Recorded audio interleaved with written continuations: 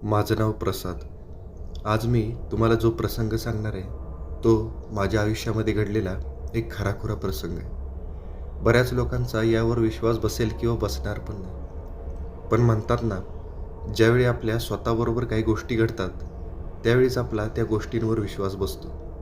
तसंच काहीसं माझ्या बाबतीत पण घडलेलं होतं. तसं मी पण भुताकेतांवर कधीच विश्वास ठेवत नव्हतो. पण त्या दिवशी आलेला अनुभव मात्र मी आजपर्यंत विसरू शकलेलो नाही. या गोष्टीला साधारण 7-8 वर्ष झालेली असतील आणि त्यावेळी मी जिल्हा शासकीय रुग्णालयामध्ये काम करत होतो आणि माझं काम म्हणजे मी शासकीय रुग्णालयाच्या ॲम्ब्युलन्सवर ड्रायव्हर म्हणून काम करत होतो. त्या दिवशी माझी नाईट ड्युटी होती.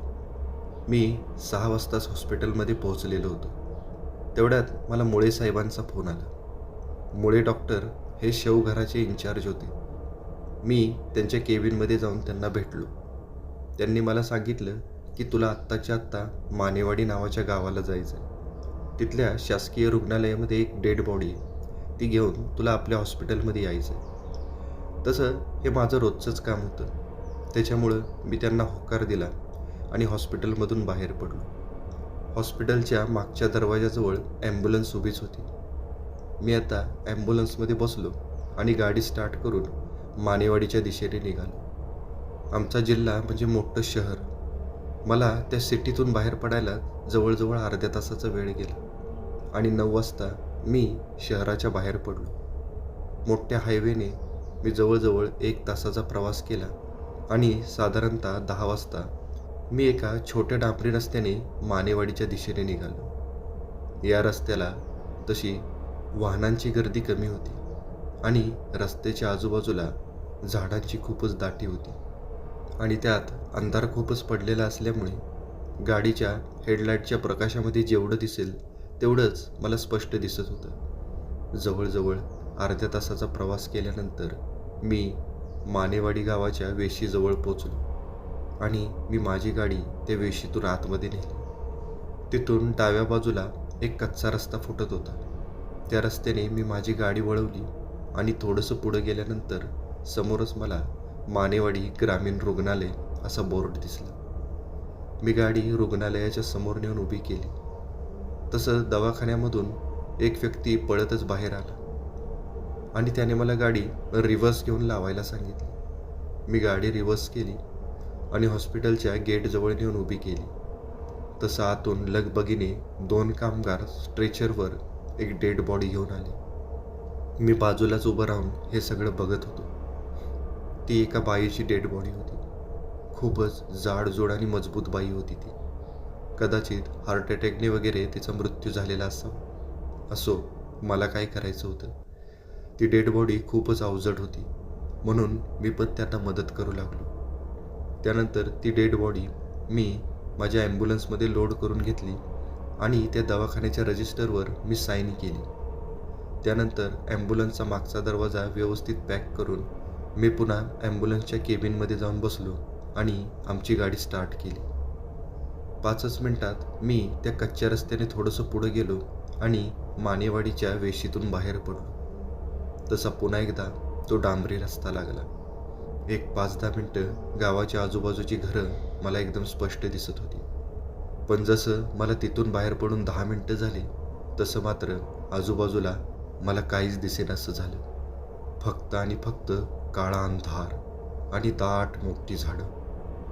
मी आता भरधाव वेगाने माझी गाडी जिल्ह्याच्या दिशेने पळवायला लागलो होतो. घड्याळामध्ये बघितलं तर 11 वाजलेले होते. मी आता माझ्याच तंद्रीत गाडी चालवत होतो. तसं अचानक मला धाडकन असा जोरात आवाज आला. मी एकदम दचकलो कारण हा आवाज एकदमच अनपेक्षित होता. हा आवाज कशाचा होता तेच मला कळेना आणि क्षणभर माझ्या मनात विचार आला की मागं स्ट्रेचरवर ठेवलेली डेड बॉडी स्ट्रेचरवरून पडलेली तर नसेल ना, याची मला मागं बघून खात्री करावी लागणार होती. पण आता त्याच्यासाठी मला गाडी थांबवून मागचा दरवाजा उघडून बघण्याची गरज नव्हती. ॲम्ब्युलन्समधली जी माझी ड्रायव्हरची केबिन होती त्या केबिनला मागच्या बाजूला एक काचेची खिडकी होती. त्यातून मला मागच्या डब्यातलं सगळं दिसत होतं. मी त्या डब्यातून हळूच वाकून आतमध्ये बघायचा प्रयत्न करायला लागलो. आतमध्ये मंद दिवा जळत होता आणि मी बघितलं तर स्ट्रेचरवरची बॉडी तशीच होती. ती खाली वगैरे पडलेली नव्हती. मग हा आवाज आला कुठून, हा मला प्रश्न पडला. मी पुन्हा एकदा मागच्या बाजूला निरखून बघायला लागलो, तर मला तिथं काहीच दिसलं नाही. पण एक गोष्ट मात्र होती की स्ट्रेचरवरच्या बॉडीची हालचाल झालेली होती. म्हणजे जसं की त्या बॉडीचे छातीवर ठेवलेले हात आता एकदम बाजूला पसरलेले होते.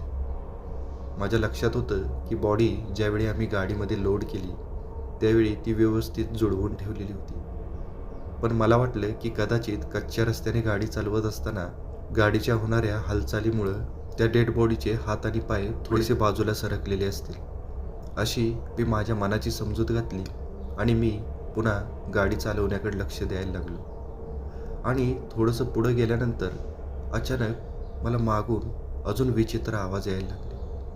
पण हे आवाज मात्र थोडेसे वेगळेच होते. मागून मला धडाधड धडाधड असा आवाज यायला लागला, जसं की कोणीतरी ॲम्ब्युलन्सच्या मागच्या डब्यामध्ये जोरजोराने नाचत असावं, उड्या मारत असावं. पण मला प्रश्न हा पडला की ॲम्ब्युलन्समध्ये तर फक्त एक डेड बॉडी आहे आणि दुसरी व्यक्ती म्हणजे मी आहे. डेड बॉडीसोबत पण कुणीसुद्धा नव्हतं.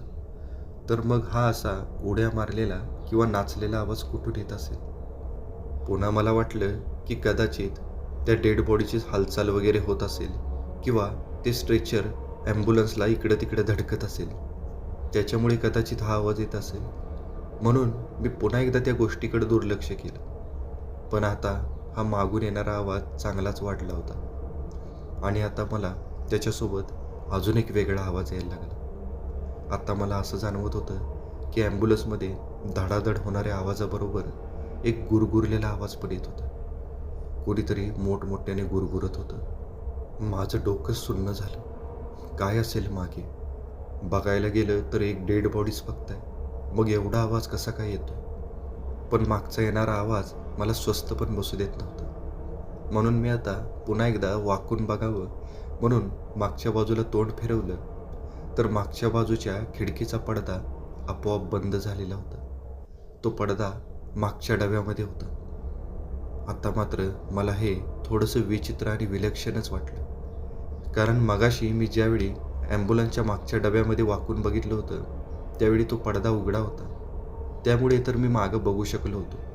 मग आता अचानकच हा पडदा कुणी झाकला असेल. त्याच्यामुळं मी थोडंसं पुढं गेल्यानंतर माझी गाडी एका साईडला घेतली आणि मी हळूच माझ्या केबिनमधून बाहेर उतरलो.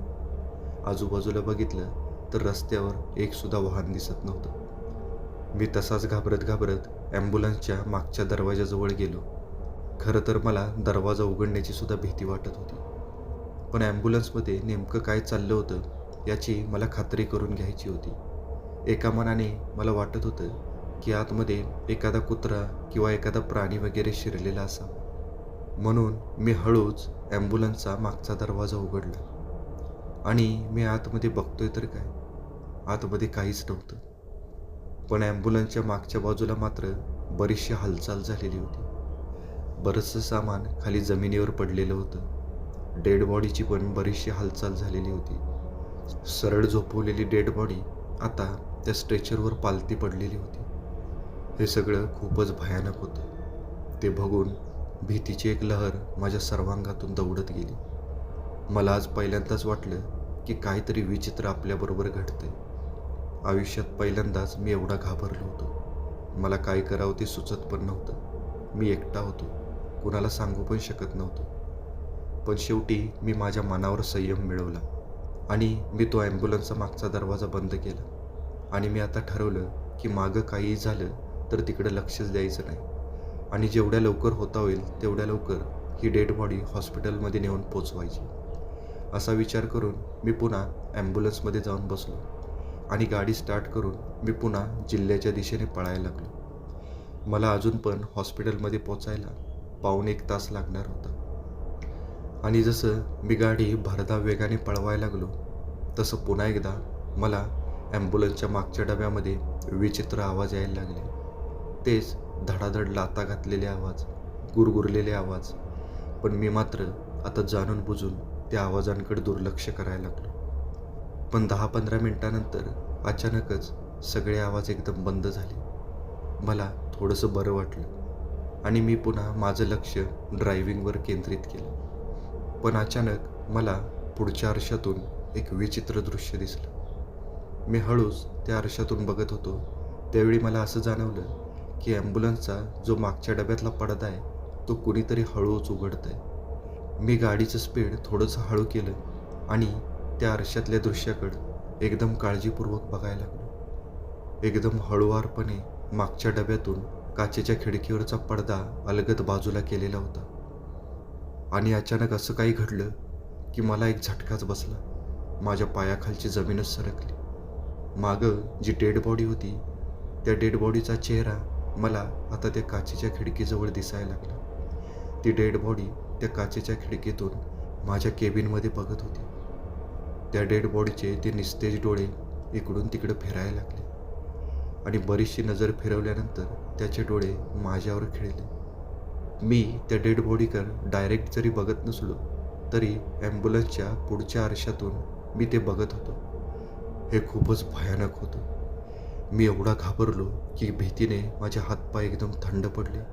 स्टिअरिंगवरचे माझे हात एकदम थरथर कापायला लागले. मी भीतीने थडाथड उडायला लागलो. त्या डेड बॉडीचे ते निस्तेज डोळे माझ्याकडे एकसारखे त्या समोरच्या आरशातून बघतच होते.